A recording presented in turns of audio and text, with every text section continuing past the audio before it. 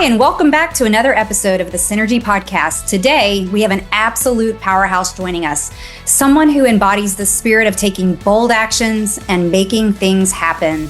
Our guest is none other than Daffnee Cohen, an entrepreneur, digital marketing strategist, podcast host, business coach, and multi-passionate creative.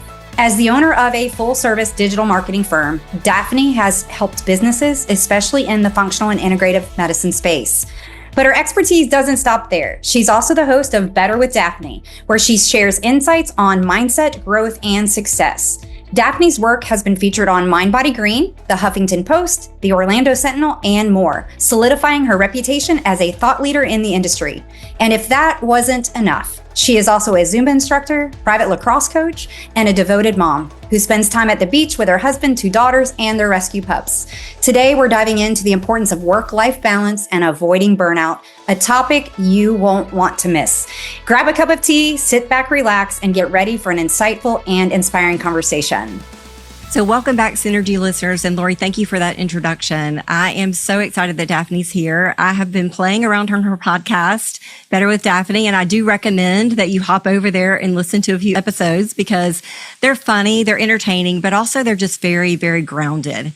And I think they're real and raw and just the everyday things that we are struggling with, dealing with, and having fun with in our life. So we're so glad that you're here. And we're so glad you're willing to share your story and just help inspire our listeners. Thank you for that. That made me really happy. I'm so happy to be here. Thank you again for having me. Absolutely. So, we always have to start out is, what's your story? Like Daffnee, where did you start all of this? Where did you become inspired and passionate to do this? What's the backstory? Sure. So, I was graduating from college and I was like, I don't know, sure what the plan is here. I've always had this entrepreneurial bone in me. I don't know, I don't know, you don't know how to explain it, but just from day one, I kind of just knew that eventually I'd do something of my own. And I was really, really fortunate and had a great connection to Mark Hyman. Lo and behold, at the time I didn't even know. Wow. What? Yeah. And he was so kind, so generous, and was like, "Hey, Daffnee, I think I need help with the Facebook." This is a long time ago. And it just started there. So I never took a marketing class in my life. I never took a business class in my life. I was a sociology major. Goodness. Yeah, I know. And I was like, this is a thing. This is a thing. So I dove in and I taught myself everything I possibly could. And I read books and I listened to podcasts, which were not really a thing back then. And, right. Just tried to learn everything I could about digital marketing and realized that there was such a space for this particular, for this marketing to help integrative and functional practitioners. And that there's so many amazing practitioners in the world and most of them don't know how to market themselves very well. I say that kindly and with love. Sure. It just evolved from there. And I think, 2 things I'll say about that is 1, we really grew up in kind of a functional integrative lifestyle. I didn't know that as I was growing up. So in hindsight, I'm really grateful for, to my mom for this, but I live my life this way, right? So we're hyper aware of all the things. We live our lives that way. We try to raise our kids that way. So it's very, it hits home for me all the time. I love that I get to learn all the time. I'm such a biohacky person. I know people don't love that word anymore, but I love it.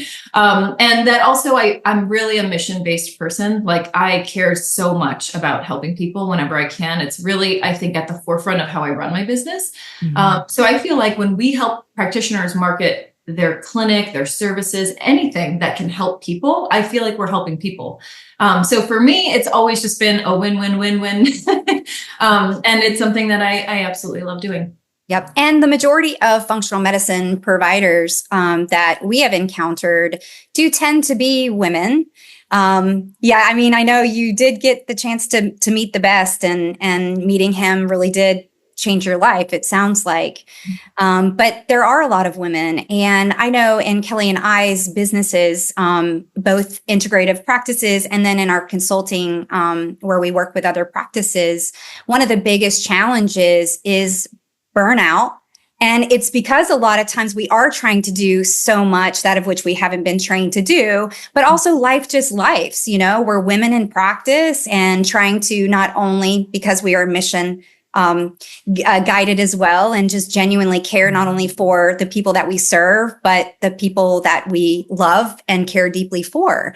But in that, there's a lot of burnout, and they aren't able to do that which they love to do for the length of time in a sustainable way, basically. Yes. Mm-hmm. Yes. Yeah. I couldn't agree with you more. And I have to say that, from day one to today, the evolution of my role in, I think, my business and really in my life and as a parent, as a spouse, and the person that tries to be a right-hand person for our clients that we work with is shifted a lot, right? I'm not writing Facebook posts anymore. I'm not writing emails anymore. My team is amazing and they're so good at it, and that's what they do. But, I have 3 kids under 5, and, so I get it. And most of my clients are females, and most of them have children. And so for me, it's really like, I'm so passionate about it because I'm the ultra feminist. I'm like, we can have it all, but no, we can't. And that's unfair to say. And, my husband's like, you need to just calm down for a second. But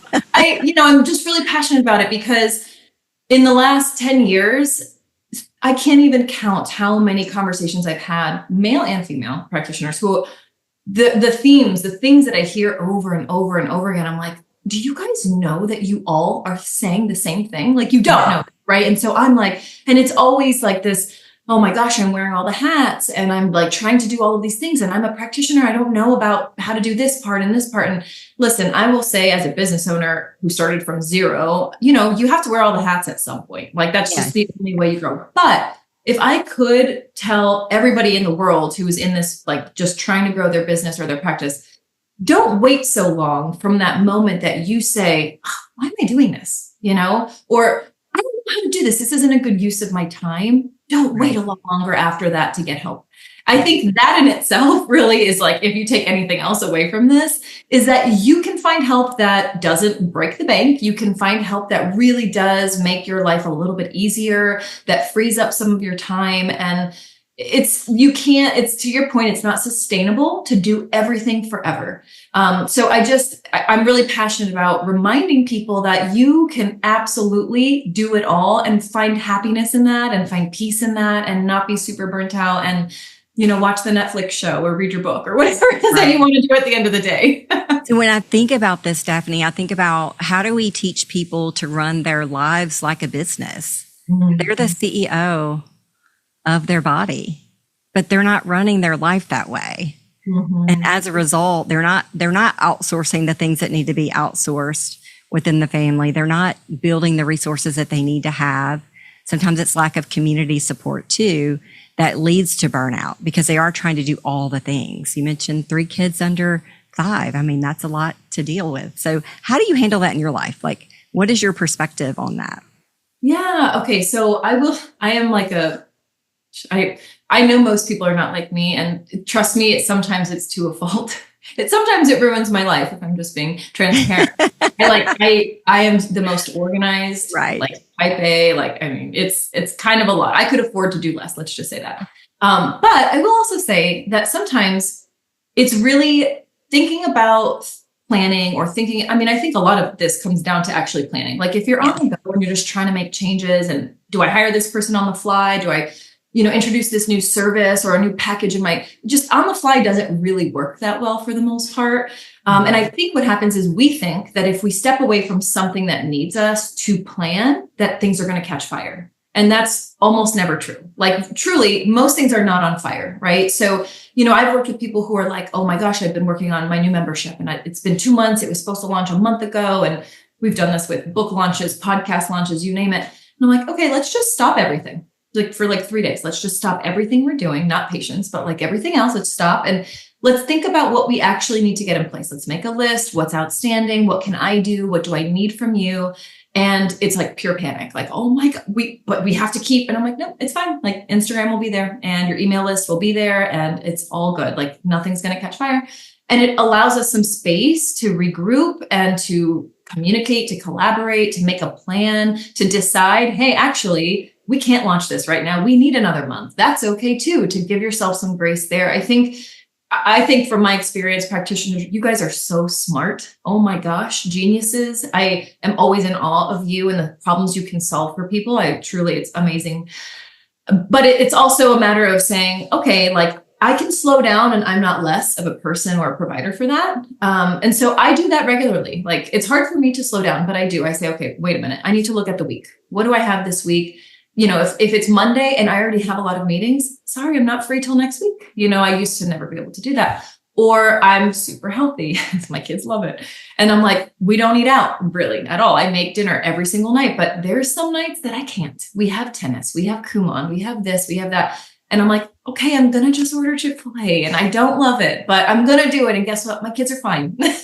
So just kind of letting yourself breathe a little bit, giving yourself some space to say, as you guys know, and I'm sure you tell the people you work with, it's about the long term, right? We're not eating Chick-fil-A every single day, but if we eat it once every 2 weeks, no one's going to die. It's going to be okay.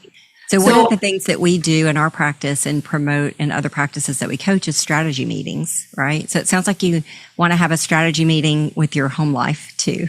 Yes. What's on the horizon, right? For the next few weeks, and plan out like what needs to be in place to make that happen well versus waiting until you're in the weeds of it. Because when you're in the weeds, you can't see really what needs to be done. You can't.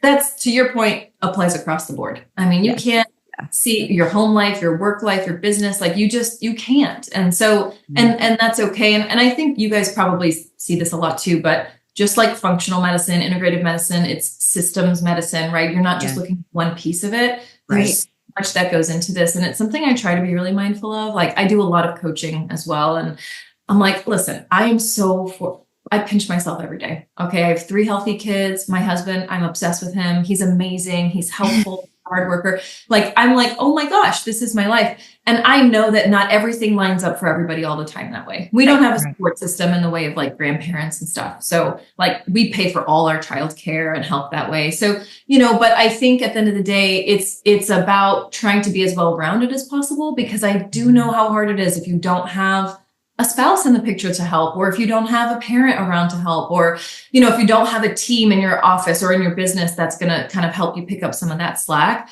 And so I think that's another part of the strategy, right? It's like, are my holes? Like, who do I need to help me move on to the next level of whatever it is that I'm trying to accomplish?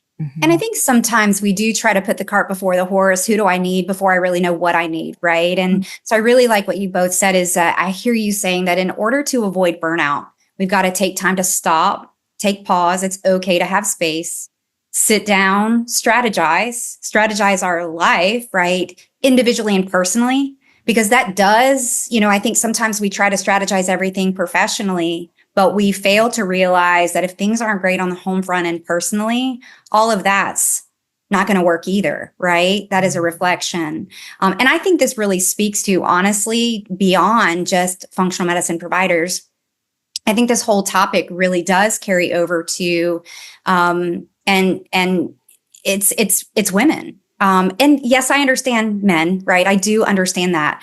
But the reality is right here, as we speak with 3 women, we can say higher performers, you said type A, and I think you're in light company. I think a lot of people who are our listeners they want to perform. They want to feel better. They want to be better. They want to do the things they want to do, have the energy to do it. And they want to have the ability to achieve great things.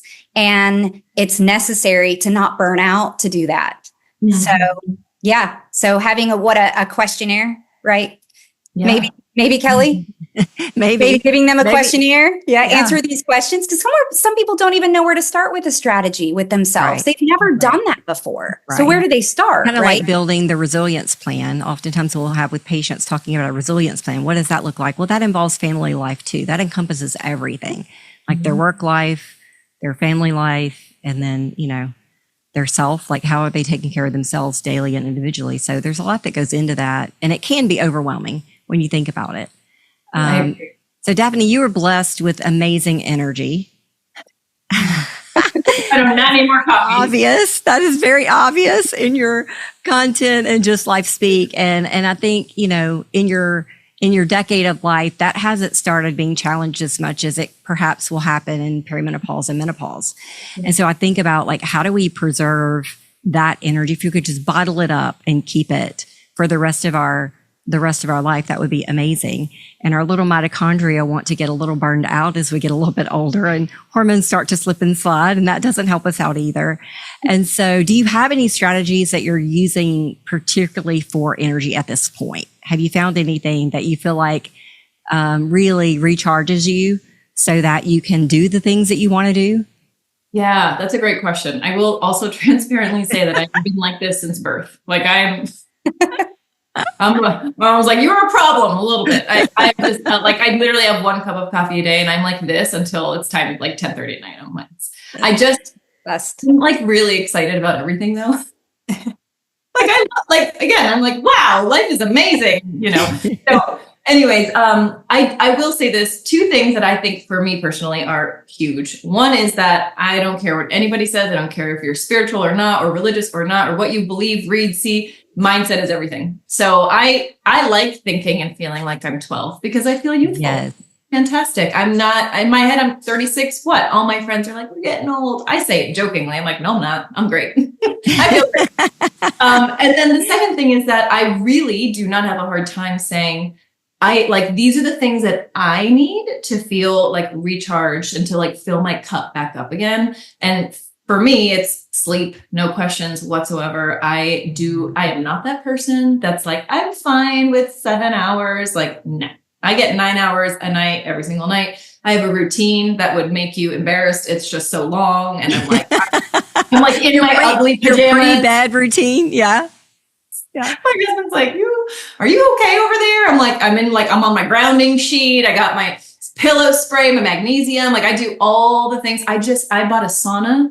Our Christmas gift for each other was a sauna. There's a sauna in my garage now. And it's like the best investment I've ever made in my entire life. I'm obsessed with it. I do that every night. So I have to sleep and rest to like redo the next day over and over again. And I feel it when I don't. So I will say everybody's different. Like some people can do better with less sleep. I have opinions about that in the long term, but I'm sure you guys do too. And like for me, I am obsessed with fitness and working out. I love it so much. I think that's a huge part of where I get my energy from. I actually CrossFit, and I've been CrossFitting for like 9 years now. I compete. I love it. I love lifting weights.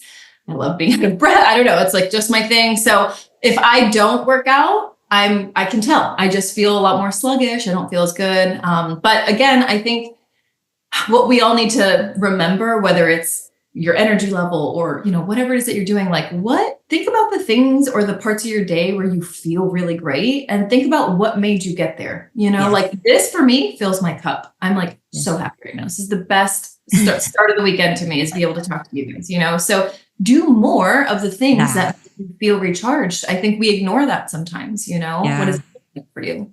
Yeah, absolutely. I would second the sleep. For me, that's exactly the same. If I do not get my sleep and if I don't get my movement, those are 2 very, very similar things that we have in common, because if I don't get those 2 things, I do not feel my best. Yeah. I cannot function without sleep, but I don't feel my best without exercise. I can function, but I just don't feel my best. Right. I just don't feel my best. Yeah. And then add a third thing in there, the power of connection. And, you know, it's the same, you know, that is something that we have talked about is ageless aging, right? We talk about, Maddie Ditchwald has a book that we really love, but she talks about the power of connection and even mentorship and feeding into other people, because it's not just the time we have together, but we get the ability to share this information to other people. And I think that really rejuvenates and reinvigorates us too. Great. Mm-hmm.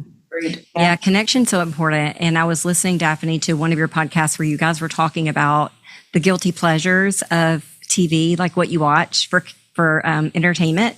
And I was struck by the Housewives, right? The obsession with the Housewives. Okay. And I'm just going to go there. I'm going to go there because I find it interesting. I think that we watch shows like that for connection. You know, it's all these females, they're connecting, they're bantering back and forth.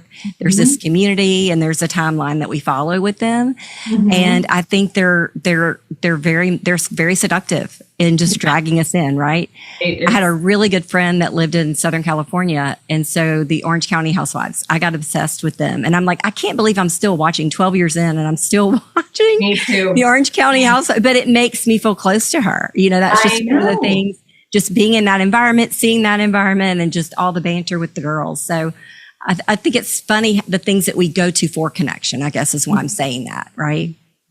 Yeah. And you know what? Like, own it. Like, people get such a freaking hard time about it. I'm like, I check all my boxes all day long. I don't feel bad at all. I mean, I just whatever it is that's going to fill your cup, as long as it's not like hurting you or someone else or illegal, but like, just own it. Whatever that looks like for you, own it. Who cares if you binge watch a show every night? Like, that's fine. We do so much. We do so much. I am not sorry about it, but I do watch. We have some of those guilty pleasure TV shows too, because I think sometimes you just have to watch mindless stuff, right? You do. I think, high performers tend to have that brain that's always trying to solve a problem, right? Yeah. So whether it's a book, whether it's something that you watch that completely distracts you, whatever that is, it does need to go on what we call your wellness plan. Like, what are the things you need to do daily, weekly, monthly, quarterly to live well? What fills your cup back up? And like you said, is making sure you prioritize that so that you're getting that, that reinvigoration that we all need to get up the next day and do it all over again. Exactly. Mm-hmm. So what other things for connection would you say are empowering for you? So this kind of stuff, love it, fun. And I will say, like, I have a community at my CrossFit gym, right? And it's actually a pretty small gym. Like, there's not a ton of people that go at the time that I go. But like, just seeing them and being with them and like laughing about nothing really important and just just that in that hour for the rest of the day, I'm like, okay, because I work at home by myself. My kids are in school and, I'm pretty much home alone all day. I'm on Slack with my team. But so like that in the beginning of the day is like so impactful for me. Mm-hmm. And then I will say, like, our weekends are pretty full of stuff that we do like as a family. And I'm actually very protective of that time. So my husband works really long days and, the kids are in school, we're working. So for me, like, my big recharge is like, we're literally sitting on the floor in my kids' room playing games together, like that sense of community. It's not always outside your home. It can be, of course. But for me, like, my people, my community are my kids and my husband. And then I think also just, I do have, of course, a few of my close girlfriends and friends. And I try to do like a lunch once a week or, maybe every other weekend we'll go out for dinner or something. But I can tell when it's been too long that I've done something like that because I really crave it and I can't stop thinking about it. I'm like, oh my gosh, I haven't seen you. And we have work to catch up on and it just feels good. Mm-hmm. I heard you say in one of your podcasts, and it goes back to what you just said, maybe not exactly, and honoring that time and really with your husband. I think that's the verbiage, something like that you said. I picked up in one of your podcasts how you said how even you try to do a lot of the stuff at home, get your stuff done, because when he comes home, you want to make sure to the best of your ability to be able to have that connection time with him. Because he's not home that much. There's always that point in our lives where we come to realizations. Was there a point in time that you came to that realization? Sometimes it's a hurt, sometimes it's a story. What is that? Oh, I love that you asked that because it's probably one of the things, and I'm a huge advocate for therapy, by the way. I've been in therapy for 1 million years and I'll be in therapy till I die. I'm perfectly happy, but I'm still going to go. Yeah. But it's probably one of the things that I feel the most like internally proud of was like this thing that I kind of worked through. So my husband and I have been together for 13 years. And from day one, he's been a workaholic. I knew that the day I met him. He's still that way. And he is moving on up that corporate ladder. Okay. Like, he is running stuff. And I'm so proud of him. He's such a hard worker. He's so smart. Yeah, that's all great. And that all really was not very problematic at all until we had a kid. And then I was like, wait a minute. I'm working all the time. Now I also have to do everything else. So anyways, you can see like that snowballed actually pretty fast. Yeah. And I'm sure that anybody with a child or a spouse or both is listening and is like, yes, check, right? So basically what was happening, and it happened pretty fast, was like, I was resentful, which is really the worst place to be in a marriage. You don't want to be resentful. And I was like, I realized that my life changed so drastically after we had our first and his didn't. And whose fault is it? Maybe nobody's. I don't know. But, this is maybe just how things go. I'm not sure. He's not a stay-at-home dad. I'm not a stay-at-home mom. But I really was like, he would walk in the door. We joke about it now. It wasn't funny then. But like, I would hear the door open and I would turn into Shrek. I was like, I was like so angry. He didn't even say a word yet. And I was just like, he was scared. He was like, oh my God, like, what am I going to say or do to like set her off? Because it was so stressful to be alone. And then we had a kid number 2 and it got worse. And I was like, oh my gosh, like from the hours of like 3:30 to 7:30, like I'm lucky my house is not on fire. And I'm literally just took off my like business owner hat and they immediately had to put on the mom hat, and I'm doing dinner and there's lunch boxes and they need their butt wiped still. Like, you know what I mean? So it was just, and then I was like, this is so, what would happen is I was so upset about it and I was so resentful. Nothing was changing. And then the kids would go to sleep and like, I wanted nothing to do with them because I was just mad. And I really was like, and a lot of my friends were like, that's so messed up. Like they're my cheerleaders. Like, what are you going to do about it? And I was like, I don't know. Like, he's not going to quit his job, He works in hospitality. We're in Orlando. So like, it's a late day, I don't know. So I kind of got to this point where I was like, okay, I know I'm not going to change him. In fact, the best thing I've ever learned in therapy is that I can't change anybody but myself. Like I can't control anybody but myself. So he's not going to quit this job. And, he's not going to all of a sudden, he's not going to step down from his position to like, so I'm just rationally trying to think through, what does this look like for me long-term if I don't change something about how I am viewing the situation? Yeah. And do I like it? And the answer was, I don't want to get divorced. Or go to jail. I'm just kidding. So I was like, I need to change something. And and listen, this is not easy. I'm a Taurus. I'm stubborn. I'm alpha. Like this is so hard for me. But I started saying to myself every single day when I pick the kids up, when I'd start making dinner, when food's being thrown everywhere and diapers are being ripped off, I was like, I get to be here right now with them one-on-one. I don't have to be here with them one-on-one. And I just, every single day, I was going to say this to myself. I'm going to say this to myself. And truly, I know it sounds like frou-frou weird magic. No, it shifted really fast for me. Yeah. And one, everything stressed me out less because I was like, I know how fast time goes by. I know that this is temporary and I am going to miss it one day, and it allowed me to, instead of making it sound like I, was forced into this corner and like, I wanted these kids too.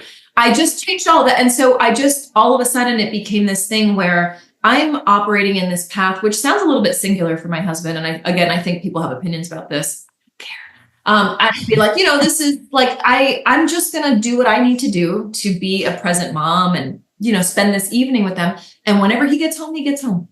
And I'm just going to let it be. I'm not going to get upset about it anymore. And I can't even remember the last time that I was like, where are you? And what, do you see the time? And like, just mad and angry. It's like, he walks in, we all run and we're like, oh, Dad's home. And, he jumps in and helps right away. Like, he's great about that. Like, shoes are still on and he's running and he's like, okay, what are we doing? Who needs hair brushed? Who needs tea? But the way that it changed my marriage is, it's the best thing that's ever happened. And I realized that it applies to everything, right? So when you're in practice and you're like, oh my God, I'm so overwhelmed. I have to do this. I have to do that. Simple shifts of, I get to do this. Like, right. What an honor. Like, I get to keep growing. I get to hire more help. I get to offer more services. And it changed absolutely everything. And I know my husband who's like, thank you. He's like, what happened to my wife? What happened to her? He's cool though. I like her. First of all, I just want to say thank you so much for your transparency. And thank you for being willing to tell a story that I honestly believe resonates with so many, probably young women, newer moms, maybe even those that are more mature and never came to that in their earlier years, right? And they're out there seeking why are they so dissatisfied where they're at. Mm-hmm. That was just really good advice. And I can think of so many people that are going to be listening to this. And I hope that they also step back and listen to that again and learn that they have the power of changing their mindset and that it's just taking a few minutes to shift it. Yes. And to Yeah. practice it, you said reiterating it, saying it out loud. And that also, I am sure, changed the way that your children, as they grew up, they also received that, right? Yes. Thank you for saying that. Yeah. It's, again, I think when you get to a point, when you just hear other people say things and you hear people talk about things, it doesn't always resonate until you stop and realize that like this could actually apply to your life or like your happiness or and the way that my kids and I are with each other after that shift, night and day, right? Because I'm not so on edge and I'm not waiting for the ball to drop and I'm not I'm not anticipating something negative happening. And how unfair to them, that's not fair to them. But I will also add, just as an add-on to that, I definitely am an advocate of making things as equal as possible. And that it is unfair, I don't care what anybody says, that we just will always carry more than typically our male counterparts do. I am the default parent. If someone's sick, I miss work. If someone's sick, I go pick them up. I do a lot of that. But again, society is like, we evolved from like women just do it, no questions asked. And now it's like, wait a minute, like let's share these responsibilities. But here's the thing, like, again, the mind shift applies. I get to do it. I love to do it. I'm so happy I get to do it. So it's not this fight that I'm trying to fight with society and with my friends' opinions and with my husband, as long as I feel fulfilled. So I would say that to anybody listening. If you feel fulfilled and you're finding joy in it, hooray, like you win, you won. That's it. But if you are not in a position to speak your needs to your partner, that is still an issue, right? So my husband knows that most nights I take care of things because I want to spend that time with him. But the other night I was like, I cannot stand up for one more minute. You need to pack lunch. So I sit on the couch and he goes, like, what do I put in here? And I went, figure it out. And that was it. And like, we just moved on and he did it, right? And he figured it out because it's not rocket science. And then, so I can ask for what I need and I can say to him, I need you to be here at this time. And he is, and he will be. But in the 90%, 10% scheme of things, like I'm doing the things but I still have space to ask for what I need for. And I think everybody deserves that at a very bare minimum, for sure.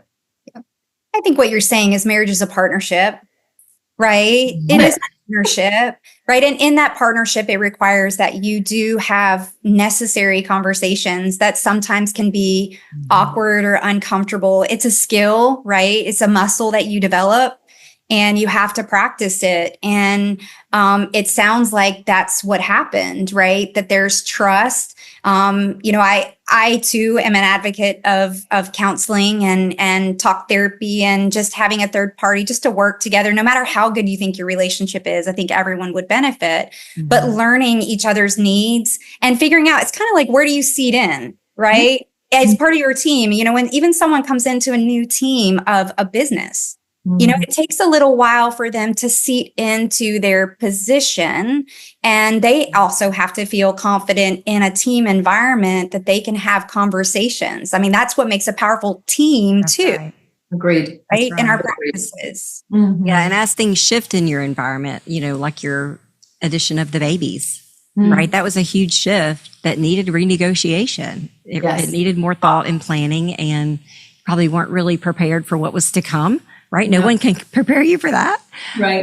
So I think it's beautiful that you guys work through that. And I'm with Lori. I think counseling is amazing. I will forever be in counseling. And I think it makes us better providers, right? When we're more in tune with our own self and what we need and communicate that well. I think that sets a really good example for what others should be doing for themselves as well. Yeah. And I love, and I have to reiterate this, that it's not about what your friends say. And it's really not even about what your parents say, right? Because we're grown up now, right? We're grown up now. We have to make our own decisions. Yeah. It really is about what gives, mutually together. What are your mutual goals as a family? So what are your individual goals? What are your family goals? Where do you want to go? And then how do you together both come together to make that happen? And, I think society has all these rigid rules for what the, guy should be doing, woman should be doing. And all of that's been, that's changed over the course of the last decades, right? Decades, it's changed. And you just together have to come up with that yourself and really kind of go, I like that when you said, You know, I might have to start that. some people will like it and some won't, but we don't care. Yeah, absolutely. Yeah, that's good stuff. And I think that a lot of this really kind of flipping back to, burnout is that we do really, burnout is inevitable if we don't come to those mind shifts, if we don't create that learning, if you will, to look at things differently through a different lens and speak up for ourselves and be willing to be brave and courageous in those conversations, know what we need, take inventory of what we need, and be willing to ask for what we need from those around us. So a lot of people are using that burnout word, right? They're throwing it around. I'm so burnt out. I know. I want to talk about that more. Like, what is burnout versus what is just strain? Mm-hmm. Right. And some of that comes down to mindset. Like, we can burn ourselves out with our mindset, telling ourselves every day we have to do this and we have to do that. And it's such a chore. That can be very worrying in and of itself. To me, burnout is when you can't do. Motivation stops, the ability to get up and go stops.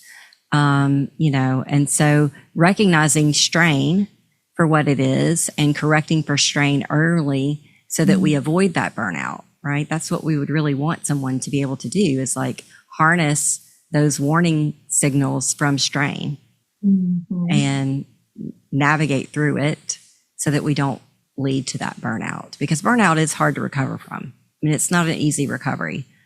To go from true burnout back to resilience is where we want people. So I don't know what you guys would say about that, but. Yeah, we actually did an episode recently on burnout, and we same thing. So we're definitely on the same page.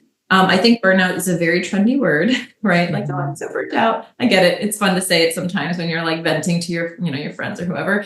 I fully agree with you, though. I think we're typically mostly overworked and underprepared. And I think one thing that I have started saying to myself that has also really, really helped me, I think that when we feel burnt out, we're exhausted, we're this, we're that. I also think it's just stressful, right? Like, whatever, it could be a work thing. It could be a health issue. It's stressful to deal with problems and solve them. I think that's the obvious thing to say. And I think it's actually a matter of also managing our stress and managing how we're thinking about these things. How are we pondering or stuck on them outside of when we're solving them, right? Or maybe we solved it and it's just something that really bothered us. Like, how are we dwelling and letting things go? Like, so I have to deal with, I get to deal with people all the time. For the most part, 99% of the people that we work with are amazing. We love them. They're kind. They're helping people. They're mission driven. They're wonderful, kind, amazing human beings. And every now and then you get one and you're just like, this is not a good fit for me. And if you're keeping me up at night, no, because we don't mess with the sleep, as we said, right?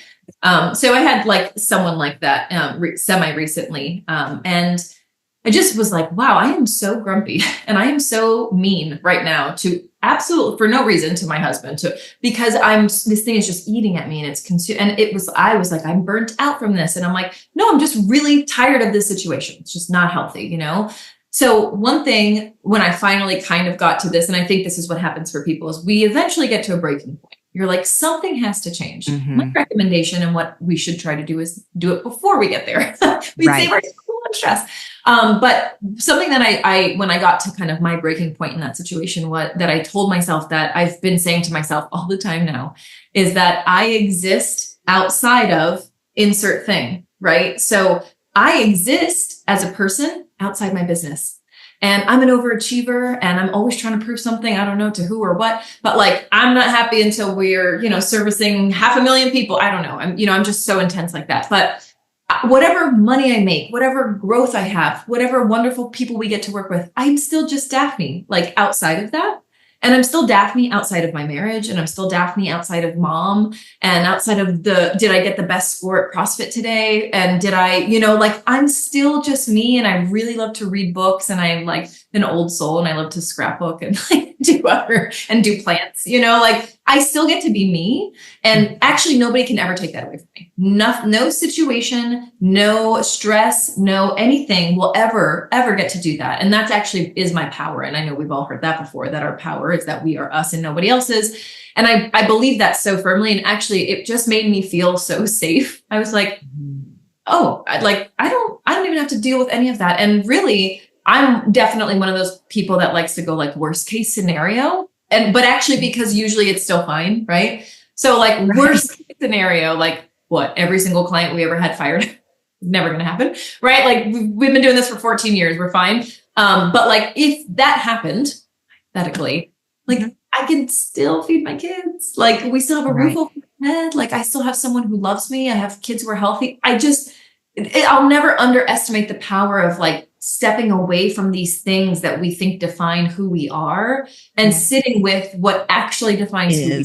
And it's really powerful. And since I kind of started saying that to myself, and I say it pretty regularly now, problems are just like not that serious. Well, yeah, that'll fix itself. It's fine.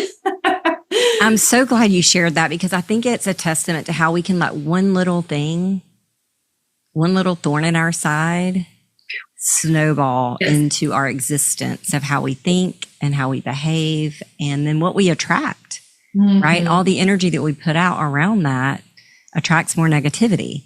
Couldn't agree more. So I love that you were able to kind of reconcile that and decide, no, we're not going to have that, number one, but also just reframing how you see yourself. Yeah. And that's part of your life, but not all of your life.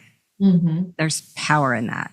And that's such a growth mindset too, right? That whole difference between a fixed mindset and a growth mindset is that's a growth mindset, willing to learn, willing to grow in all circumstances, seeing them as opportunities, and not being the victim, but being the victor in all of them, and realizing, I love what you said about going back and reflecting on who I am outside of fill in the blank. And I truly believe, and I love Kelly talking about her younger self, kind of seeing you, right? I have to say very much the same. I wish I would have done some of this work much younger, because in growing up and in my experience, military home, kind of, and just very regimented and, only girl out of, 3, 2 older brothers, pursue. You can do anything. And you can, but those things do start to define you, and it happens without you even realizing it. And you really lose who you are in all of it. So for being intentional early, that's where you will land. Yes. Yeah, absolutely. And it's never too late. So to your point, never too late. Never too late. It's amazing. I mean, with some of the stuff that I've shared with you, like I felt a difference. Like I physically, energetically felt different within days. Yeah. So if we think about just how much time and I like to think about it this way positively, right? Like how much time we have left. Like there's so much time to be happy and at peace. And I think going back to what we were saying earlier, like whatever it is that brings you peace, like that's great. Do that. Like sometimes I felt like I would do things sometimes because it was what I was supposed to be doing. And I was like, is this what I want to do? Like, I don't know. Is this what I want to do? Is this what actually makes me happy? And definitely like always trying to please and like, check all the I was like the captain of every sport in high school and like the head of ROTC. It was too much. I was like, why am I doing this? It's a lot. And it's just, I'm like, in hindsight, I'm like, I didn't enjoy some of that. And I just did it because I felt like I had to do it. And I think it's really powerful. Like nothing is more empowering than being like, I love sitting here and doing Sudoku at night. This is actually what makes me happy. Who cares? You don't have to do anything else. Like it's just doing what actually fills our cup so that we can then strategize, so that we can make a plan, so that we can delegate, so that we can be a good person in our business or in our lives. Like that's actually what we're all here for, I think, And show up the way we want to show up, right? For those things. And that's really the power of all of the research around gratitude. It changes everything in an instant. And I think, yes, we go back to that. Is it frou-frou? Is it just, like, oh, how could that be? And I know there are naysayers out there. I'm sure, You know, there are people probably listening here and like, whatever. And no, you've heard us all say it has not only changed our lives, but it has changed the lives of many others that we've gotten the privilege of being able to mentor and feed into, right? It's changed their lives too. Yeah, I will say I'm excited today that counseling has now become okay. You know, before, I think in our generation and above, you had a major problem if you went to counseling. Yes. Like something was very wrong. And now today, the position is just self-discovery, learning yourself, learning where you fit in the world and what is you and what is them. And just being really intimate with how God made you. And so it's just so powerful. And I'm glad to see younger people embrace that. And I think some of our generation too is embracing it. But it can be a harder conversation to get into. Have you thought about talking to someone? Have you thought about exploring this more? Because there's so much richness in just making that mindset shift and making it, I mean, it is very physical. You feel it physically when that happens. There's power in that. And then I'm curious, do you use any trackable wearable devices in your exercise and sleep endeavors? Zero. No. Okay. Yeah. Only because I'm like, I already obsess over too much. Didn't want to add a thing that I would love it. I love it. It's part of knowing yourself, right? Knowing whether or not that tool would be impactful for you. I did buy my husband an Oura ring for his birthday last October. I bought it for him mostly because I was like, maybe I want one, but let's see if he likes it. And I'm not, he'll lay down. Last night he lays down. He's like, oh, forgot my ring, not getting up. And I was like, I need to know what your score is. I love it. I'm obsessed with the Oura ring, and I think Lori is too. I mean, it really has been a tool. As I did have some major health challenges, it's been a really good tool for me to use to walk myself back to resilience. And I think I was so out of touch with some of my physiology. Even I'm in this space, I'm looking at labs all the time, but the day-to-day data helped me navigate so much better. Love that. I should probably get one. Yes. Yeah. So I'm going to encourage you to get one. I think it'll keep you out of the weeds. Yep. And I'm going to be on the other end and say, you do you. And you believe just like there's right food in the right amount for the right time, right exercise in the right amount at the right time. I think there's right wearables in the right amount at the right time, and acknowledging that because it can be more of a stressor if we go into it, into it with that mindset of now I have to fix everything. If we go into it with that mindset of it's just exploration and fun, like, that's interesting. Yes. Wonder about that. Curiosity. Yeah. Yeah. It changes everything. But yes. Sure. Yeah. So we'll have to play both sides right there. She'll say go and I'll say, explore. Maybe not. I love it. Yes. But listen, we just thank you so much on so many levels just for taking the time today on this beautiful Friday here. And just thank you for taking time out of your schedule to pour into the people that we get the opportunity to share this message with. Thank you for your honesty, your transparency. And I just honestly hope and wish you all the best in all of your endeavors for great success, personally and professionally. And I look forward to another opportunity to be able to talk with you. Oh my gosh, stay in touch. I would love to talk to you guys anytime. So fun. I'm just so honored to be here. And when I reached out and I was like, I think you guys actually are interviewing another one of my clients. And I was like, I like their show. So maybe they want to talk to me. And so, it all works out exactly as it should. I believe that. And I really enjoyed our conversation. Absolutely. And I do want to take a minute before we close out to give you the opportunity to share how do people get in contact with you? Like, what are some of your website? What is your podcast? I know we've said it a couple of times today. Yeah, please take a minute to share that. Sure. Thank you for asking that. So the cool thing about my name is that nobody else has my name spelled the way my name is spelled, because my mom's a hippie and she thought it would be cool to spell it Daffnee instead of PH. So if you type my name into Google as Daffnee, nothing else comes up but me. So I am primarily on Instagram. I love Instagram. I'm always sharing my little tips and tricks and my insights and this and that for all of my, practitioner clientele audience, but also just for my friends, my moms, all of us just working people in the world. And my handle is literally just Daffnee because nobody else has my name. And then my website is just daffneecohen.com, which again, if you just type in my name into Google, it'll come up right away. So it's quite easy to find me. That's awesome. And your podcast? Is also, if you just type in Daffnee into any, Spotify or iTunes, it's just Better with Daffnee and Tori. And I think, we cover some similar stuff. I like it. We have some there, and it's a lot of synergy, not to, of course. There. Better together. We're better together. So who is Tori? I have to know. Okay, so I met her in college. And so we've been friends now for over 10 years. She's just amazing. So she's, I don't know if she probably won't care, but she is, what is the right word? Her family owns a company that you guys all know. The name is in your home somewhere. Okay. So she's like, so she does a lot of like wealth management, towards like our kind of like generation of people, family business. She's on the board. And so has like this very unique like approach to like career, wealth management, growth kind of stuff. She's also just a freaking riot. Like she's just one of the funniest people I've ever met in my life.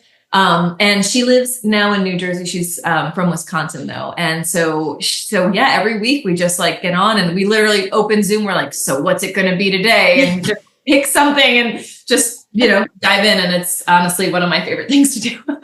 So we have more in common too, because that's Kelly and I met just that way. And we could honestly just open up, and some of our most fun podcasts honestly are just like, what are we going to talk about? I love it. It's so good.